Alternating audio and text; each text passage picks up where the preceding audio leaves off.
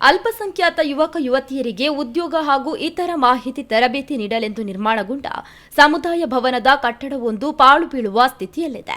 ಒಳ್ಳೆಯ ಉದ್ದೇಶದಿಂದ ನಿರ್ಮಾಣಗೊಂಡಿರುವ ಈ ಕಟ್ಟಡದ ಕಾಮಗಾರಿ ಮುಗಿದು 3 ವರ್ಷ ಕಳೆದರೂ ಇದು ಉದ್ಘಾಟನೆಗೊಂಡಿಲ್ಲ.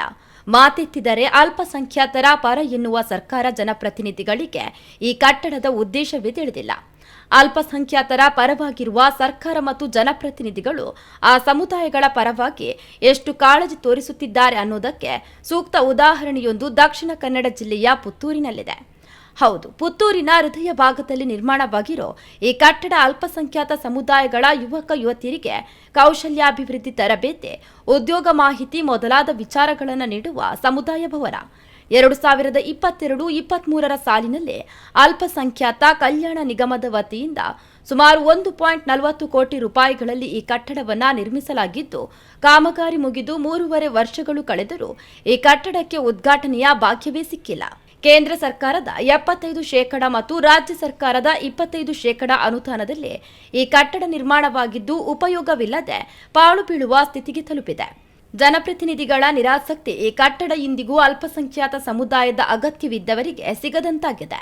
2022-23ರ ಸಾಲಿನಲ್ಲಿ ಅಂದಿನ ಶಾಸಕರಾದ ಸಂಜೀವ ಮಠಂದೂರು ಈ ಕಟ್ಟಡವನ್ನು ಅಲ್ಪಸಂಖ್ಯಾತ ಸಮುದಾಯದ ಮುಸ್ಲಿಂ, ಕ್ರೈಸ್ತ ಹಾಗೂ ಜೈನ ಸಮುದಾಯದ ಯುವಕ ಯುವತಿಯರಿಗೆ ಅನುಕೂಲವಾಗುವ ನಿಟ್ಟಿನಲ್ಲಿ ಈ ಸಮುದಾಯ ಭವನವನ್ನು ನಿರ್ಮಿಸಿದ್ದರು. ಅತ್ಯಾಧುನಿಕ ರೀತಿಯಲ್ಲಿ ನಿರ್ಮಾಣಗೊಂಡಿರುವ ಈ ಕಟ್ಟಡ ಉದ್ಘಾಟನೆಗೊಳ್ಳುವ ಮೊದಲೇ ಪಾಳು ಬೀಳುವ ಹಂತಕ್ಕೆ ತಲುಪಿದೆ. ಪುತ್ತೂರಿನಲ್ಲಿರುವಂತಹ ಅಲ್ಪಸಂಖ್ಯಾತರಿಗೆ ಸಂಬಂಧಪಟ್ಟ ಹಾಗೆ ಅವರ ಕೌಶಲ್ಯಾಭಿವೃದ್ಧಿಯನ್ನು ವೃದ್ಧಿಸುವ ದೃಷ್ಟಿಯಿಂದ ಅವರಿಗೆ ಬೇರೆ ಬೇರೆ ಉದ್ಯೋಗದ ನಿಮಿತ್ತ ಮಾಹಿತಿ ತರಬೇತಿ ಕೊಡುವಂಥ ಒಂದು ಸೇವಾ ಕೇಂದ್ರವನ್ನು 2022-23ನೇ ಸಾಲಿನಲ್ಲಿ ಕರ್ನಾಟಕ ಸರ್ಕಾರದ ಅಲ್ಪಸಂಖ್ಯಾತ ಕಲ್ಯಾಣ ನಿಗಮದ ಮುಖಾಂತರ 75% ಅನುದಾನ ಕೇಂದ್ರ, 25% ಮ್ಯಾಚಿಂಗ್ ಗ್ರಾಂಟ್ ರಾಜ್ಯದ್ದು ಸೇರಿ ಒಟ್ಟು 1,40,00,000 ಅನುದಾನದಲ್ಲಿ ಒಂದು ಭವ್ಯವಾದ ಒಂದು ಕಟ್ಟಡವನ್ನು ನಿರ್ಮಾಣ ಮಾಡಿ ಪುತ್ತೂರು ವಿಧಾನಸಭಾ ಕ್ಷೇತ್ರದ ಅಲ್ಪಸಂಖ್ಯಾತರು, ವಿಶೇಷವಾಗಿ ಮುಸ್ಲಿಂ, ಕ್ರಿಶ್ಚಿಯನ್, ಜೈನ ಸಮುದಾಯಕ್ಕೆ ಸಂಬಂಧಪಟ್ಟ ಹಾಗೆ ಅವರ ಮಕ್ಕಳಿಗೆ, ಅವರ ನಿರುದ್ಯೋಗಿ ಯುವಕ ಯುವತಿಯರಿಗೆ ತರಬೇತಿ ಕೊಡುವ ದೃಷ್ಟಿಯಿಂದ ಈ ಕಟ್ಟಡವನ್ನು ನಿರ್ಮಾಣ ಮಾಡಲಾಗಿದೆ.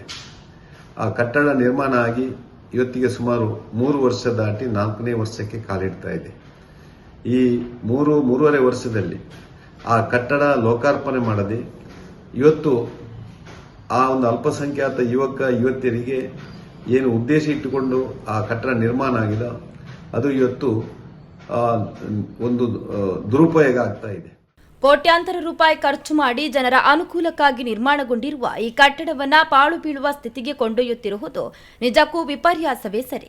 ತಕ್ಷಣ ಈ ಬಗ್ಗೆ ಸರ್ಕಾರ ಮತ್ತು ಅಧಿಕಾರಿಗಳು ಗಮನ ಹರಿಸಬೇಕು ಎಂದು ಪುತ್ತೂರು ನಿವಾಸಿಯಾದ ರಫೀಕ್ ದರ್ಬೆ ಅವರು ಮನವಿಯನ್ನ ಮಾಡಿದ್ದಾರೆ. ಅಲ್ಪಸಂಖ್ಯಾತರು ಹೆಚ್ಚಾಗಿ ಮತಗಳನ್ನು ಕಾಂಗ್ರೆಸ್ಸಿಗೆ ಹಾಕುವಂತಹ ಸಂಭವ ನಾವು ನೋಡಿದ್ದೇವೆ. ಹೇಳುದು ಆ ರೀತಿಯಲ್ಲಿ ಒಂದು ಅಲ್ಪಸಂಖ್ಯಾತ ಅಭಿವೃದ್ಧಿಗೆ ಈಗಿನ ಸರ್ಕಾರ ಆಗಲಿ ಶಾಸಕರಾಗಲಿ ಯಾವುದೇ ಕಟ್ಟಡವನ್ನು ಪುತ್ತೂರಿಗೆ ಕೊಡಲಿಲ್ಲ. ಈಗಾಗಲೇ ಅಲ್ಪಸಂಖ್ಯಾತರಿಗೆ ಹಾಸ್ಟೆಲ್ನ ವ್ಯವಸ್ಥೆಗಳಾಗಬೇಕು, ಹಲವಾರು ವ್ಯವಸ್ಥೆಗಳು ಪುತ್ತೂರಿಗೆ ಬರಬೇಕು. ಅಲ್ಲಿ ಇರುವಂತಹ ಶಾಲೆ ಇದೆ, ಆ ಶಾಲೆಯಾಗಿಂದ ದೂರದಿಂದ ಬರುವ ಮಕ್ಕಳಿದ್ದರೆ ಅವರಿಗೊಂದು ಹಾಸ್ಟೆಲ್ ನಿರ್ಮಾಣವಾಗಬೇಕು. ಇಲ್ಲಿ ಯಾವುದೇ ಕಟ್ಟಡಗಳು ಇಲ್ಲಿವರೆಗೆ ಆಗಲಿಲ್ಲ. ಆ ನಿಟ್ಟಿನಲ್ಲಿ ಪುತ್ತೂರಿನ ಇತಿಹಾಸದಲ್ಲಿ ಪ್ರಥಮ ಬಾರಿಗೆ ಇಂಥ ಒಂದು ಒಳ್ಳೆ ಕಟ್ಟಡಗಳನ್ನು ನಿರ್ಮಿಸಿ ಒಂದು 4 ವರ್ಷದಿಂದ ಇದೊಂದು ಉದ್ಘಾಟನೆ ಆಗಲಿಲ್ಲ ಅಂತ ಹೇಳಿದ್ರೆ ಜನರು ಇದನ್ನು ಆಲೋಚನೆ ಮಾಡಬೇಕು. ಯಾಕೆಂತ ಹೇಳಿದ್ರೆ ಸರ್ಕಾರನೂ ಆಲೋಚನೆ ಮಾಡಬೇಕು, ಶಾಸಕರು ಆಲೋಚನೆ ಮಾಡಬೇಕು. ಯಾಕೆಂತ ಹೇಳಿದ್ರೆ ಶಾಸಕರ ಹಲವಾರು ವಿಧಿಗಳು, ಹಲವಾರು ಕಟೌಟ್ಗಳು ಬರ್ತಾ ಉಂಟು.